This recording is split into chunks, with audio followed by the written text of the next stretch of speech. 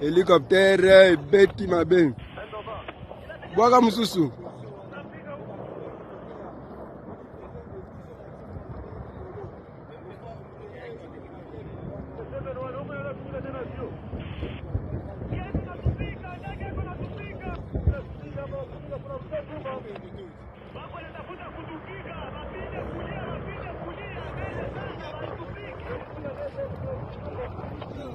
Abeti su bat na biso.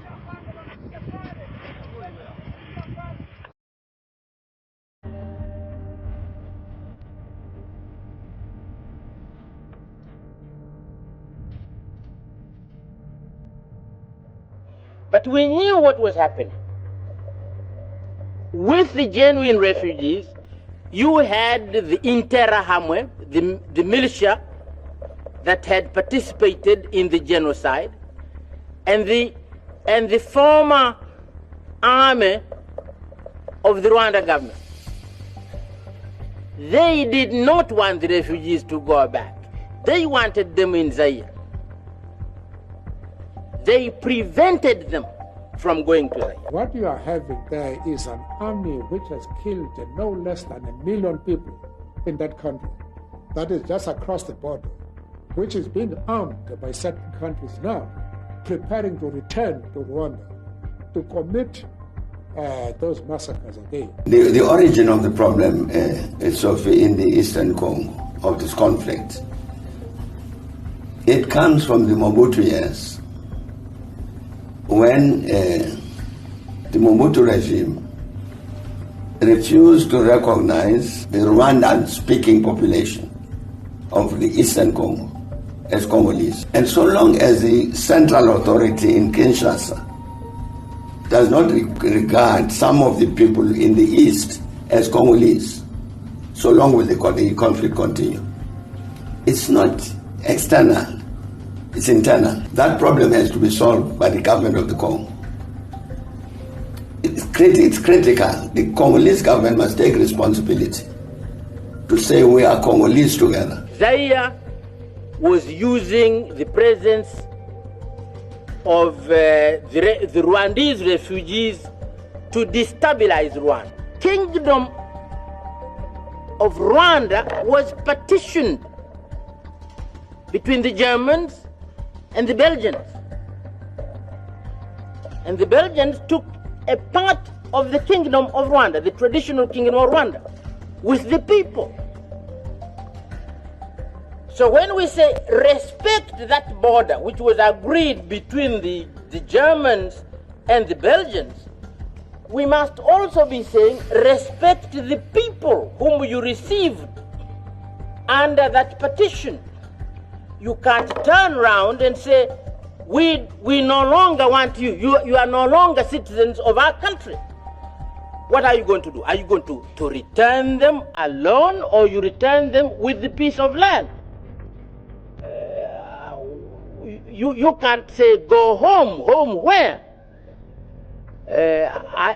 We couldn't in Tanzania get fed up with the Maasai and say the Maasai go home to Kenya. Kenya is not their home. These are Maasai of Tanzania. We are fighting for our survival. Since 1994, the genocide in Rwanda, all those armed Hutu rebels who committed the genocide in Rwanda came in Congo. We saw that those rebels from Rwanda are now, since 4 or 5, 6 years, allied to the government of Kinshasa. They are armed, rearmed, resupplied by the government, our government. So since 1994, they are in Eastern Congo, killing, raping, robbing, and you see. Then our people is living in displaced camp and in refugee camp. A foreigner coming in your country, you receive him like a refugee. Then he take arms against you and against your people. It's not acceptable that he cannot give our land to foreigners. Now our families are living in refugee camp in Rwanda. As I can tell you, Tutsi cannot be back when FDLR and Terama are here, because for them a Tutsi is their enemy. So my family in Rwanda, many families, internal families, are in displaced camp. For us now, we are not fighting the government, but we are fighting a problem, a threat. First of all, they must stop to supply them. Second, there is a way to resolve that problem. If FDLR, those who arm the Hutu, are not ready to be back to work, they must still be in Congo, but with a status of refugees. And a refugee cannot be armed.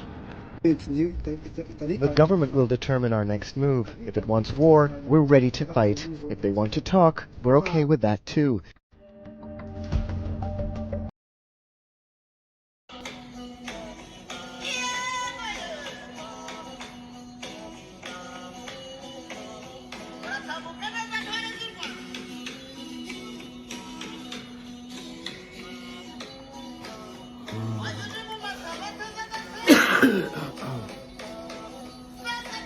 Mwiriwe muri none cyangwa muraho ari yashize iminsi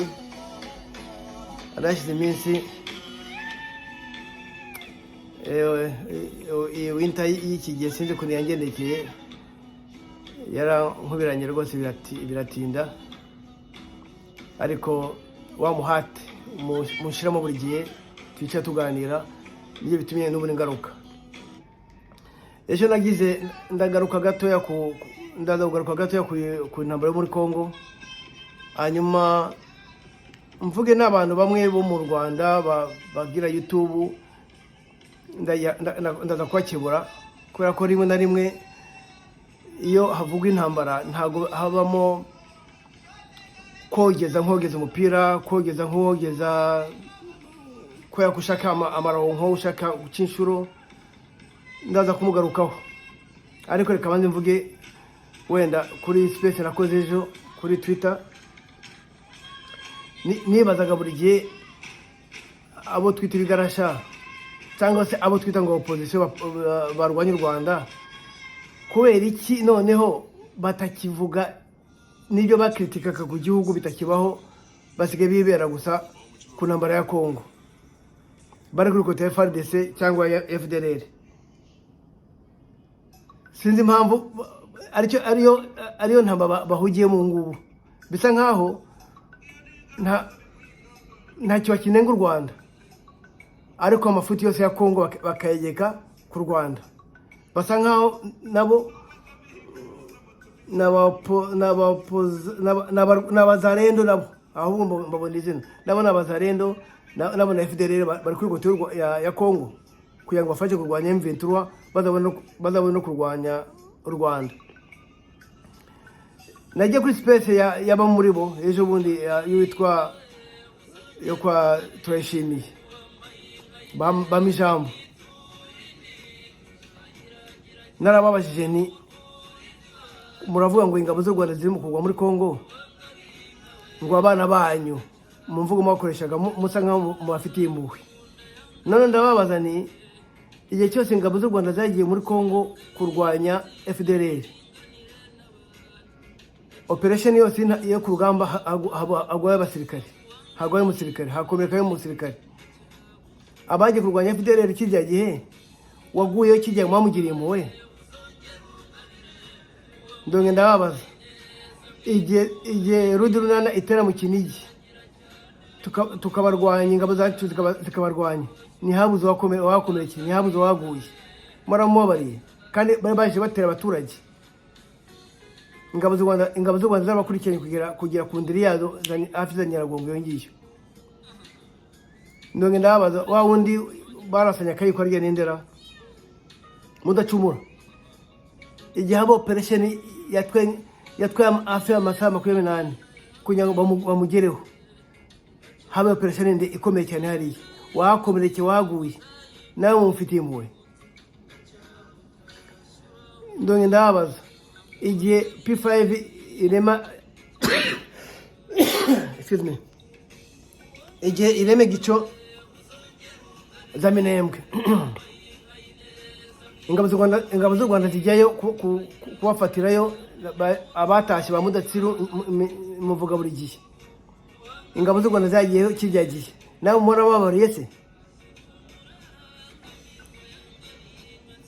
icyajyanye ingabo z'u Rwanda muri ya myaka nabiyabiye byose n'ubu ngubu cyabajyana n'ejo mu gitondo n'ejo bundi byabajyanayo mukoga mwogeza ibyo mutashoboye kurwana kwanyu kwarabananiye muyikurwa muhanyanyaza inyuma ya Kisekedi na Ndayishimiye nabo barakubitwa. Ndayishimiye niba ari umugabo wo gufasha Kisekedi kuva yagerayo ari kintu mwumva hawe yafashe muramumva araho yahiritse agace na kamwe mve turimo.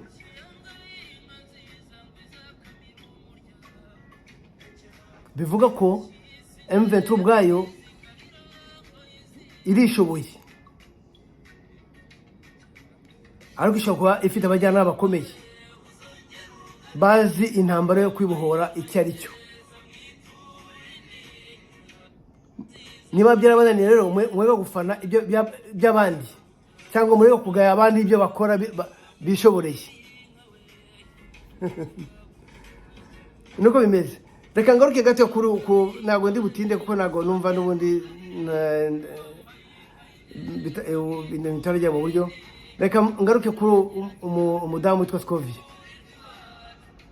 Scovia ni umuntu umaze kugira ijwi ry'itangazamakuru. Ntiyagombye kugenda kubihuha, ntiyagombye kugenda mu gucuruza views. Ni umuntu ufite amakuru ya M23, ni umuntu ushaka kuhamagara Fani Makenga, ni umuntu ushaka kuhamagara Fani Wiringoma, ni umuntu ushaka kuhamagara bakanyuka bariya akabahamagara akabaza amakuru imeze bite, aho kugira ngo atere igihuha agitereke hariya kizamure urundi rwango mu bantu abone.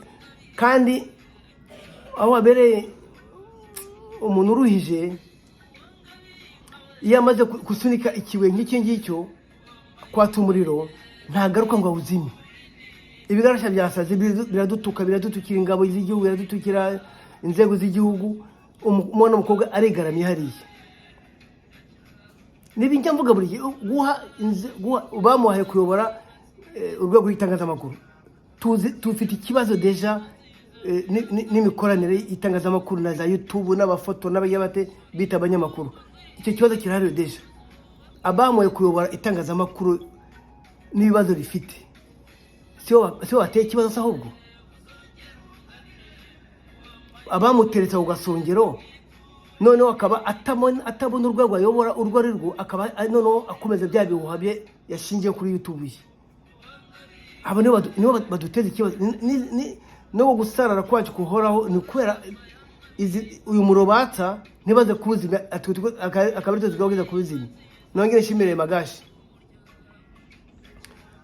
muri misi ishize na ijwi nago yari meze nani shada gusubiza Scovia ako kanya areka kucuruza impuha, yareka kucuruza views. Afite ijambo, afite YouTube ikurikiwa, afite abantu bamutera inkunga.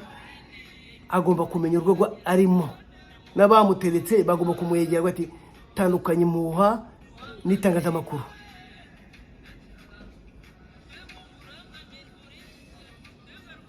Ibi nago tuzahora si rimwe si kabiri. Kandi igigusetsa abarwanya leta mu by'ukuri ntabavuga,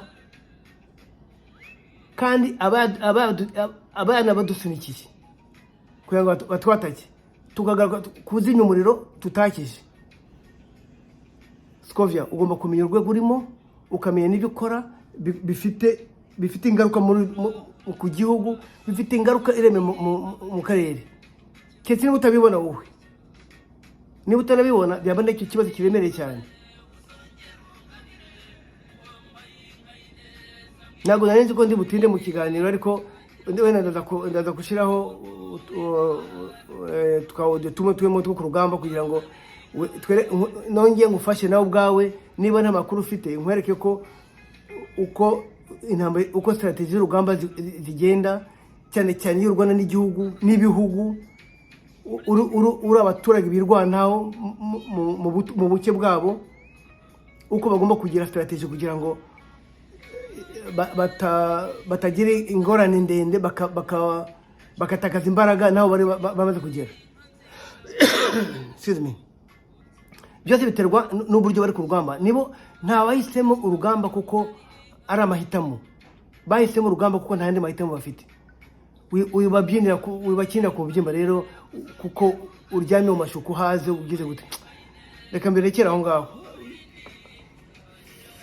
Ngaye ngukore ntabwo nabaze ko nari butinde kuko n'ubundi ntabwo ari ikiganiro kirambuye ngamije gukora n'amagambo gusa ni precision nashaka gushyiraho kugira ngo numvishe abantu ko urugamba rwa revolution rusaba ikiguzi, rusaba determination, kandi abahungu ba M23 bari determine n'abajyanama babo bari madatwebwe n'abandi mutabona bari determine. Icyo mbijeje uyu munsi nejo nzabisubiramo. Aho M23 yafashe ntabwo izongera kwatakaza. Icyo nibibaho. Icyo ni kiba cya kabiri. Mbivuze kenshi. Iriya mipaka yose imyaka tumaze imyaka 30 duhora ku giti cy'intambara cya FDLR. Abashaka gutera u Rwanda bafiteho bajya gusoroma imbuto z'urwango, bakamenya aho basanga FDLR, bakamenya aho basanga imitwe itagira uyireba, bazi aho basanga abaturage batagira ubuyobozi, batagira icyo batinye kuko nta mategeko bagenga, baraho gusa imburira gihugu, bakabakoresha ngo bazadutere. Ntabwo bizongera kubaho. Kongo ntabwo ni igihe gito cyane nizongera kugenzura imipaka iduhuza. Abazagenzura imipaka iduhuza na Kongo ni abandi, ni abanga ba M23.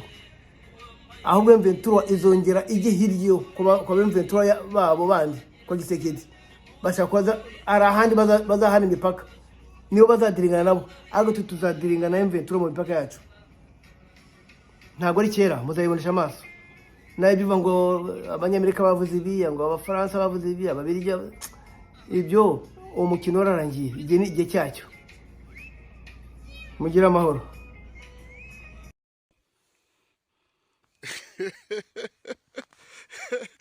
Fachi, ça va?